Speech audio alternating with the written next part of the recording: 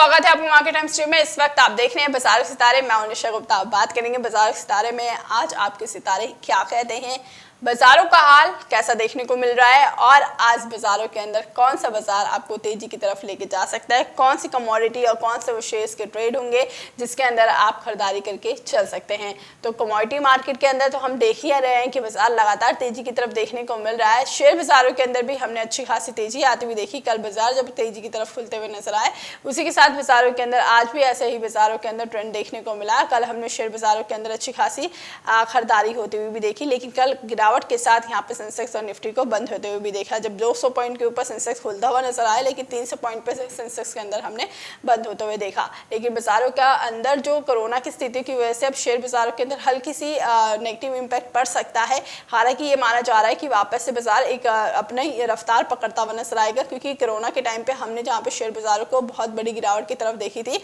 लगभग 6 महीने और 1 साल के अंदर यहाँ पे बाजार में 8 महीने के अंदर मान के चले कि 8 महीने के अंदर शेयर बाजार ने वापस से वही उछाल दिखाया और यहाँ पे सेंसेक्स को हमने 50,000 के पार होते हुए देखा। बाजार 52,000 के ऊपर भी यहाँ पर देखने को मिल चुका था। अब वहाँ से हल्की सी करेक्शन देखने को मिली। कोरोना की स्थितियों की संक्रमण की संख्या लगातार बढ़ रही है, उसको लेकर यहाँ पर ऐसा लगता है कि बाजारों के अंदर संकेत हल्के से नेगेटिव की तरफ देखने को मिल सकते हैं। लेकिन हम जानने की कोशिश करेंगे कौन से वो सेक्टर्स होंगे जहाँ पर आपको शेयर बाजारों के अंदर ट्रेडिंग अच्छी खासी देखने को मिल सकती है। इस वक्त हमारे साथ जुड़े हैं कर्नल अजय, astromoneyGuru.com के CEO, जो आपको बताएंगे राशियों के हिसाब से आपकी दिनचर्या कैसी रहेगी, शेयर बाजार का क्या हाल रहेगा, कौन से ट्रेंड में रह सकते हैं आप, और उसके साथ ही इनसे जानने की कोशिश करेंगे कमोडिटी बाजार को लेकर भी, कमोडिटी बाजार के अंदर कौन सी वो कमोडिटी आपको बेहतर मुनाफा दिलाती हुई नजर आ सकती है। कर्नल अजय, स्वागत है आपको मार्केट टाइम स्ट्रीम पर। शुभ प्रभात निशा जी एवं मार्केट टाइम्स के सभी दर्शक बंधुओं। मैं colonel Ajay, CEO Ajay astromoneyGuru.com आपसे मुखातिब होता हूँ आज 24 मार्च सन 2021।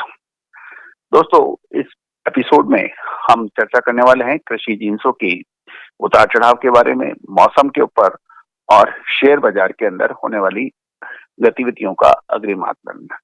सबसे पहले आपको याद होगा कि हमारे पिछले एपिसोड में हमने गवार सीट की जब तेजी चल रही थी, हमने यही कहा था कि गवार सीट को NCDX के ऊपर ऊपरी स्तर पर बेचना मुनासिब रहेगा। और देखिए उसके बाद दिन के सेकेंड हाफ के अंदर गवार सीड ने और सरसों दोनों ने ही कमजोरी दर्ज हुई और आज भी ये कमजोरी पर ही ट्रेड कर रहे हैं। उम्मीद है कि सभी दर्शकों ने इसका भरपूर लाभ उठाया होगा। देखिए, भारतीय ज्योतिष में राशियों को 4 तत्वों में विभाजित किया गया है: अग्नि, पृथ्वी, वायु और जल। अग्नि तत्व की 3 राशियां यानी 1, 5, 9 मेष, सिंह और धनु राशि आज आपके लिए दिन संभवतः मुनासिब ना रहे, मुफीद ना रहे। परेशानियां बढ़ सकती हैं। आपकी जल्दबाजी, तेज निर्णय लेने की क्षमता कभी कभी आपको परेशानी में डाल सकती है, तो आप विशेष ख्याल रखें और थोड़ा सा बच के रहें, विशेषकर 10 से 11 बजे के बीच। 2, 6, 10 यानी पृथ्वी तत्व की राशियां वृषभ, कन्या और मकर राशि, आपके लिए दिन आज अच्छा रहेगा, शुभ रह सकता है। आपका धैर्य, सही समय पे सही निर्णय लेने की क्षमता आपको दूसरों से आगे रखती है। आज आप लाभ कमाने की स्थिति में रह सकते हैं, लेकिन 2 से 3 बजे के बीच में आपको अतिरिक्त सावधानी रखनी है, वो आपके लिए खतरे के घंटे साबित हो सकते हैं। 3, 7, 11 यानी मिथुन, तुला और कुंभ राशि वायु तत्व की राशियां हैं। आपके लिए दिन मुफीद रह सकता है, अच्छा रह सकता है, लाभ कमाने की स्थिति में रह सकते हैं। चंद्रमा आपकी मदद कर रहे हैं, लेकिन 12 से 1 बजे के बीच में आपको अतिरिक्त सावधानी रखनी चाहिए। 4, 8, 12 यानी कर्क, वृश्चिक और मीन राशि। चंद्रमा इस समय कर्क राशि के अंदर विराजमान है, जो कि जल प्रधान राशि है। जल प्रधान राशि के अंदर चंद्रमा का होना निश्चित रूप से बरसात और आंधी अंधड़ को बुलावा देता है, ये भी आप ध्यान रखें। दोस्तों, ये था राशियों के आधार पर आपका नफा नुकसान। अब कृषि जिंसों में आपकी क्या संभावना बन सकती है, इसके ऊपर हम चर्चा कर रहे हैं। कृषि जिंसों के अंदर जैसे हमने कहा था, इसमें एक विशेष अपडेट भी आपको हम दे रहे हैं कि CPO यानी क्रूड पाम ऑयल एक प्रमुख खाद्य तेल माना जाता है। ये भी गौरतलब है कि CPO यानी क्रूड पाम ऑयल, सोयाबीन और सरसों, ये 3 प्रमुख खाद्य तेलों के अंदर शामिल है, जिसका इस्तेमाल भारतवर्ष में होता है। और भारत को खाद्यान्न यानी खाद्य तेलों का एक सबसे बड़ा आयात करने वाला भी मुल्क है। और जहां तक खबर मिल रही है उसके मुताबिक सीपीओ यानी क्रूड पाम ऑयल इस वर्ष ऑयल ईयर जो है उसमें 8.6 मिलियन टन का आयात की घोषणा हो चुकी है। और यह भी गौरतलब है कि ये क्रूड पाम ऑयल का पिछले साल 7.7 मिलियन टन का हुआ था, यानी इस साल लगभग 1 मिलियन टन पिछले साल के बनस्पत अधिक क्रूड पाम ऑयल का आयात होगा।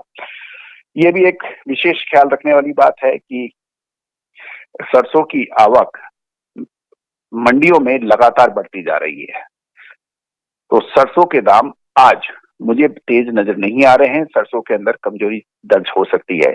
इसके अतिरिक्त क्रूड सोया ऑयल के अंदर भी, रिफाइंड सोया ऑयल के अंदर भी मुझे बड़ी मजबूती की संभावना नजर नहीं आ रही है। इसके अंदर भी गिरावट की संभावनाएं बन सकती हैं। इसके अतिरिक्त धनिया, इस पिछले एपिसोड में भी हमने धनिया के ऊपर बात की थी, उसके अंदर कमजोरी की संभावनाएं बन सकती हैं। गवार सीड एवं गवार गम, ये दोनों ही पश्चिमी राजस्थान, गुजरात और हरियाणा के कारोबारी एवं किसान बंधुओं के अंदर समान रूप से लोकप्रिय है। इसके अंदर भी मुझे कमजोरी नजर आ रही है, जिसकी हमने कल बिल्कुल अग्रिम आगाह किया था, आपको बताया था कि यहाँ से हमें मजबूती के बजाय कमजोरी नजर आ रही है। जीरा, मसाला पैक के अंदर जीरा बहुत महत्वपूर्ण होता है और जीरा ने लगातार तेजी भी दिखाई। मुझे लगता है कि अब जीरे के अंदर मुनाफा वसूली का समय आ गया है और जीरे के अंदर भी कमजोरी की संभावनाएं बन सकती है। ये था कृषि जिंसों के ऊपर तेजी मंदी की संभावनाएं। अब शेयर बाजार आपको याद होगा निशा जी, हमने कल भी दर्शकों को बिल्कुल स्पष्ट कहा था कि अभी मुझे तेजी नजर नहीं आ रही है, वॉलेटिलिटी बहुत बढ़ सकती है और आपको सावधानी पूर्वक ट्रेड करें तो बेहतर रहेगा। आज यह मैं कह सकता हूं, ग्रह स्थिति अनुसार फाइनेंशियल एस्ट्रोलॉजी जो संभवतः विश्व में एकमात्र तरीका, साधन या टूल है, चाहे वो शेयर बाजार हो, कमोडिटी बाजार हो, एग्रो जीन्स हो, उसका सटीक विश्लेषण, अग्रिम सटीक विश्लेषण करने में सक्षम है, जो कि हम लगातार पिछले कई सालों से आपको बता रहे हैं। और मार्केट टाइम्स संभवतः विश्व में एकमात्र डिजिटल चैनल है जो आपको हर रोज इसकी अपडेट दे रहा है। और आप दर्शकों को आप भी याद रखिएगा कि हमने आपको सरसों के ऊपर लगातार आगाह किया था कि 15 दिन के अंदर आप देखते रहिए, कुछ विशेष तेजी और मंदी की हलचल होगी और हम आपको लगातार अपडेट इसके ऊपर दे रहे हैं। शेयर बाजार के अंदर आज कमजोरी की संभावना बन सकती है। मेटल, ऑयल एंड गैस, इसके अंदर एक विशेष नजर रख सकते हैं, इसके अंदर कमजोरी बन सकती है। बैंकिंग सेक्टर के अंदर भी मुझे बहुत बड़ी तेजी नजर नहीं आ रही है, मुझे इसमें कमजोरी नजर आ रही है। देखिए, भारतीय बाजारों के अंदर 3 सेक्टर जो हैं वो पूरे बाजारों को गवर्न करते हैं। उसमें सबसे ज्यादा तो है बैंकिंग स्टॉक्स, जो लगभग 30 से 35% का अपना वेटेज रखता है। उसके बाद आता ऑयल एंड गैस, जो 15 से 17% अपना वेटेज रखता है। और उसके बाद आपका सूचना एवं प्रौद्योगिकी यानी आईटी सेक्टर, यह भी 15 से 17% की अपना योगदान रखता है। तो 65% का जो योगदान ये 3 सेक्टर रखते हैं। तो अतः मुझे बैंकिंग स्टॉक्स के अंदर प्राइवेट बैंक हैं, चाहे एचडीएफसी बैंक हो, आईसीआईसी बैंक हो, इनके अंदर मुझे कमजोरी नजर आ रही है। ऑयल एंड गैस पैक के अंदर ओएनजीसी, ऑयल इंडिया, इसके अंदर कमजोरी नजर आ रही है। और विशेषकर मेटल स्टॉक्स जो हैं, चाहे वो टाटा स्टील हो या स्टील अथॉरिटी ऑफ इंडिया हो या जेएसडब्ल्यू स्टील हो, इसके अंदर मुझे कमजोरी नजर आ रही है। तो कुल मिला के 3 फैक्टर जो ऐसे हैं जो कमजोरी दर्ज हो सकते हैं, जो बाजारों को नीचे की तरफ खींचते हैं। तो कारोबारी विशेष ख्याल रखें। निचले स्तर के ऊपर यदि आपको इन्वेस्टमेंट करना है, यदि 100 शेयर खरीदने हैं तो 30-30 करके 3 बार खरीदिए।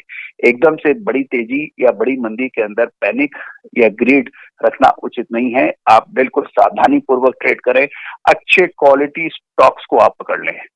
सरकारी क्षेत्र के बैंक्स जो हैं वो कल भी तेज रहे थे, आज भी तेज रहे हैं, लेकिन इत्तेफाकन सरकारी क्षेत्र के जो बैंक्स हैं उनका निफ्टी के ऊपर बहुत बड़ा वेटेज नहीं है, इसलिए निफ्टी को वो अनइफेक्टेड है। यदि एचडीएफसी बैंक और आईसीआईसी बैंक दोनों चलने लगते हैं तो बैंकिंग स्टॉक्स की जो बैंक निफ्टी है वो तेज दिखा देगी। अन्यथा पब्लिक सेक्टर बैंक्स के आधार पर बैंक निफ्टी में मजबूती नहीं दर्ज हो सकती, क्योंकि उसका वेटेज नहीं है। ये बिल्कुल ध्यान रखने वाली बात है। अभी सेंसेक्स लगभग 600 पॉइंट डाउन है और निफ्टी भी लगभग 80 पॉइंट की गिरावट दर्ज हो रही है। बैंक निफ्टी के अंदर तो लगभग 560 पॉइंट की गिरावट दर्ज है। तो आप बिल्कुल ध्यान रखें, सावधानी पूर्वक ट्रेड करें और छोटी क्वांटिटी के अंदर आप स्टॉक्स ले सकते हैं।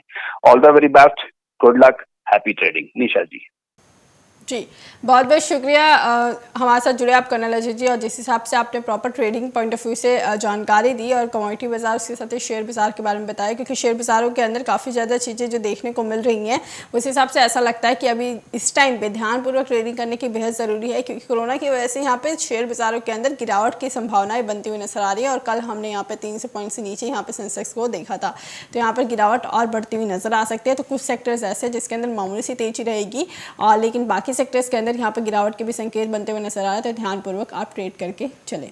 अभी के लिए बाजार के सितारे में बस इतना ही। आगे खबरें देखने के लिए देखते रहिए मार्केट टाइम्स टीवी।